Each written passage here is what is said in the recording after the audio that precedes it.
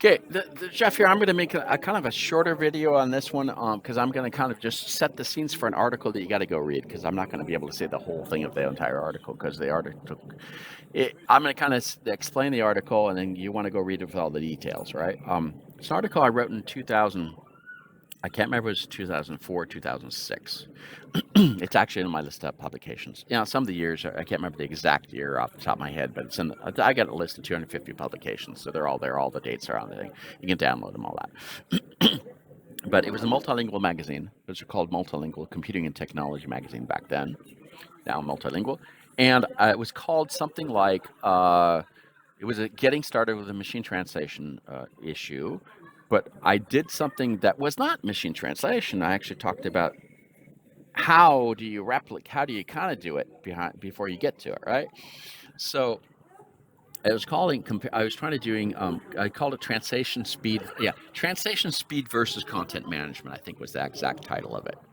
And I was trying to explain how typing, the actual process of typing, um, and whether or not when you're creating content while typing, how that corresponds to translation and authoring, and the whole concept of how fast you're typing. Because if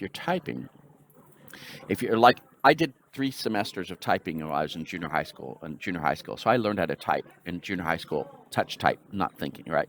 And all the ASDF, and QWERTY, and I learned all those things in typing classes. And so the first semester I got up to 30 words a minute, which is kind of what like the Manpower, Kelly, and all these other kind of services that want for you if you want to get minimum level typing skills. The first semester got me that level. Then the second semester got me into uh, getting beyond that, and where you're getting up to like 60 words a minute, right? Um, and that's where you kind of boost it, right? And then the third semester was I got to 72 words a minute with 3 mistakes, and that's on a electric typewriter. Okay, electric typewriter. That's really fast. Now there are a lot of variables for this, and I explain those in there and why I can get that speed. And then what happens is you go to the computer and I explain all this stuff. And that was in one language, English, and I can actually replicate that now in French too. But now with the computers and stuff, you don't have to have, now you get spell checkers. You don't have to worry about, whether you got to put white out in the words anymore, right? So you don't have to, you're going to make mistakes. You don't worry about correcting things as much while you're doing it, right? Um, but I think the real important thing here in that whole article was I was trying to explain that when if while a typist, when you're doing burst typing, the fastest speed in the world is I think 120 words per minute, the fastest speed in the world record. Now we got 72 words per minute, so that's really, it's not bad. I got really fast. I mean, 72 is really fast. That's on a slanted scale. You gotta have a slanted, thing with a typewriter. Okay, you can't do this in a flat top. Impossible because it's not physically possible to get that fast.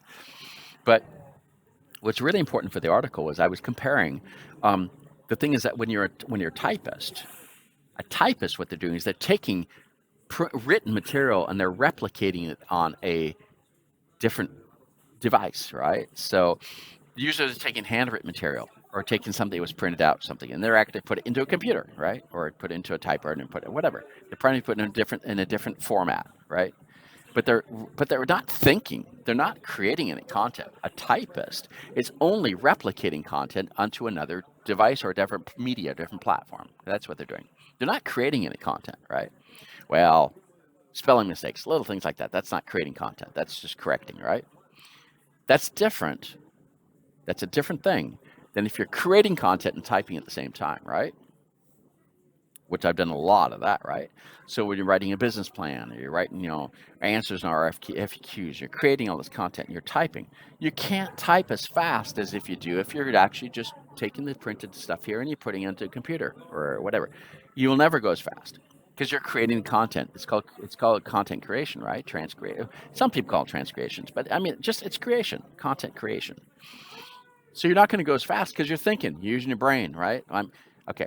When you're typing, you're using your brain, but you're actually using physical motor skills to reproduce what your eyes see, put them in your hands.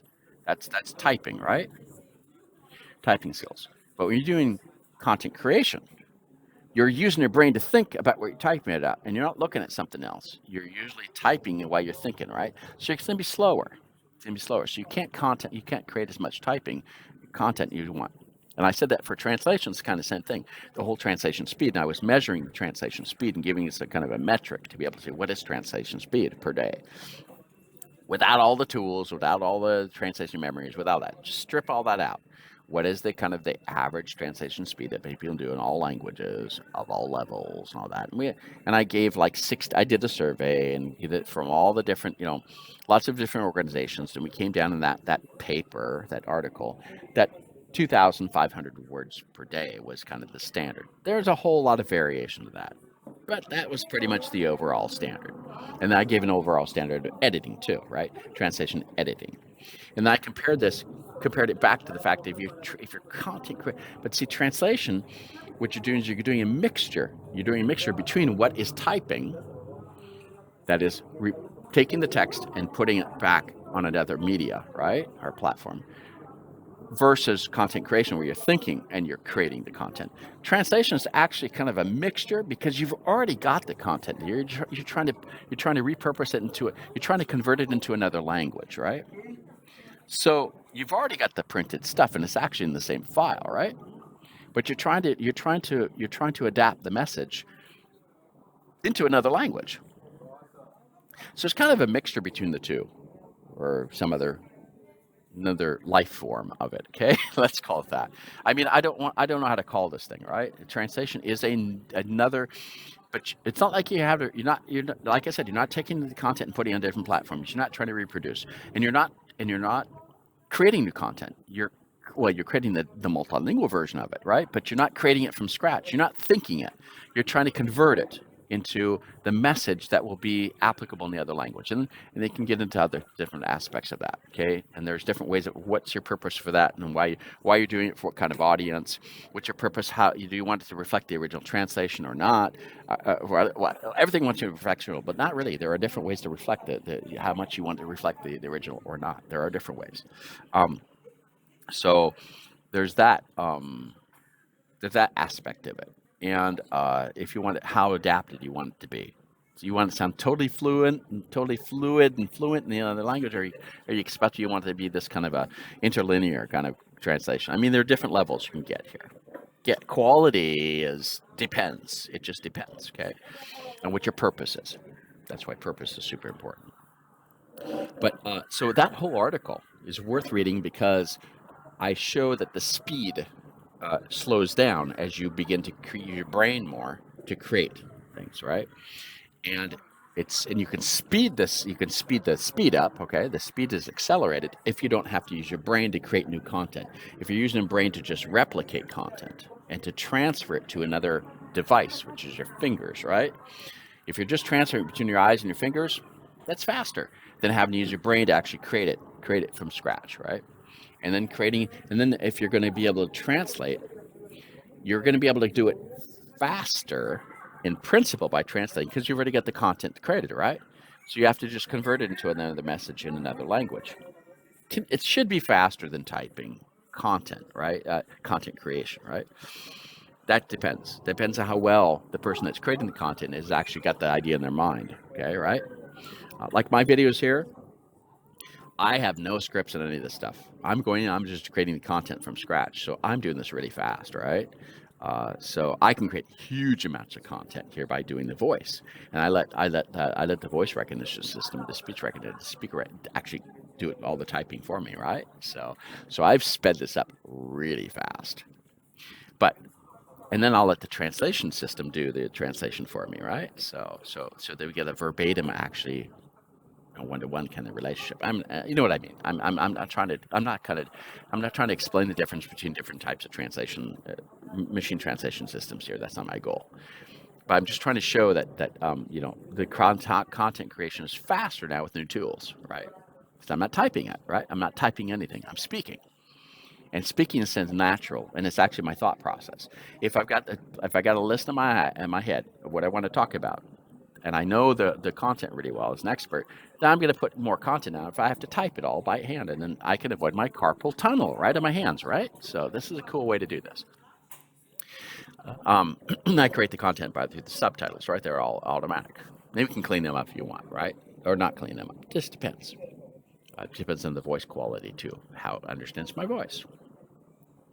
So that article, I think, is a key thing to help us understand what's the baseline. What's the baseline when we talk about speed and talk about quality, and what is quality and what kind of quality. The thing what's really important to understand for a typist is quality, because you need to have what's reflected in the paper has to be on the computer. It's got to be a one-to-one relationship 100%, unless you correct something, right? And so all typists are evaluated by their speed, then how fast and how many errors they make. It's a measurable thing. How many characters you get wrong, right? Of course, the whole thing of having typists in typing classes, I don't even think typing classes exist anymore. But as I said, I had 72 words per minute over 3 mistakes. So I have to knock 3 off of it, so it slowed me down, right? And you got to clean that out with whiteout, right? Clean out the whiteout stuff. There are other words for this in other languages. So you have to correct that with tape and stuff and change the letters, right? But the whole thing of there is that's a baseline that you can start with and say what is speed and what is content creation, and then how fast you can do that.